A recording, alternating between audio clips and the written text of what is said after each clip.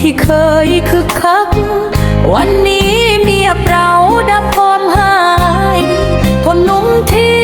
เคยเดินผ่านจมหายไปใต้สายน้ำเชี่ยวกรายบ้านเรือนพังพ่ายลอยคายเป็นเงาบนพื้นน้ำร้ายทะเลผู้คนต้องติดเกาะกลางคลื่นไร้ที่พึ่งไร้หนทางบางคนล้มตายบางคนเจ็บจากภัยน้ำที่กระหน่ำลงอย่างไม่ปราณีอาหารน้ำดื่มขาดแคลนเสียงคร่ำครวญลอยตามลมไปทุกถิ่นที่แต่ยังเฝ้ารอแสงหนึ่งที่ปลายฟ้าให้ช่วยพยุงหัวใจที่เหนื่อยล้า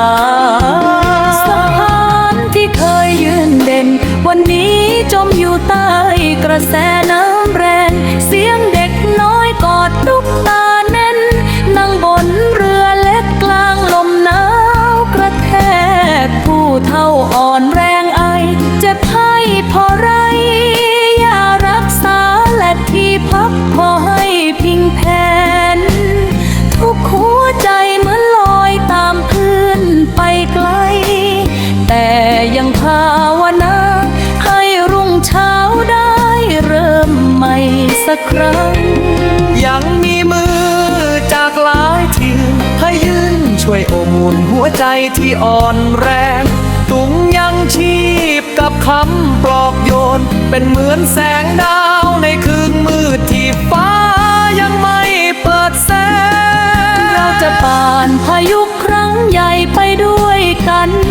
ไม่มีวันทอดทิ้งกันจากแค่แม่น้ำจะสูงเพียงใดหัวใจไทยยังสูงกว่าคลื่นแรงอยู่เสมอ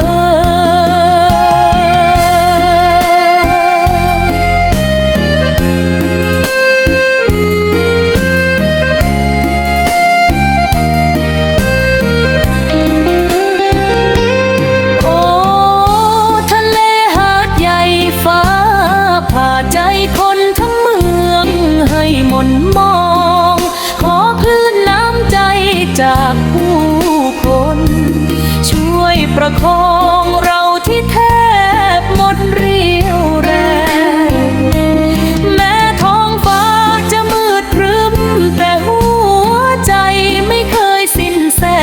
งรอเช้าวันใหม่มา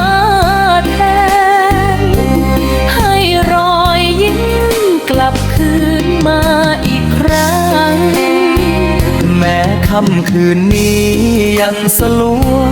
แต่พรุ่งนี้แสงตะวันต้องมาเราจะฟื้นบ้านเมืองที่รักให้แข็งแรงกว่าวันที่ผ่านพ้นมาเมื่อน้ำล้นคืนพื้นดินผู้คนจะยืนยิ้มกันอีกครั้งหาดใหญ่ที่เคยเจ็บช้ำหนักหนาจะกลับเป็นบ้านที่อบอุ่นในใจของเราตลอดไป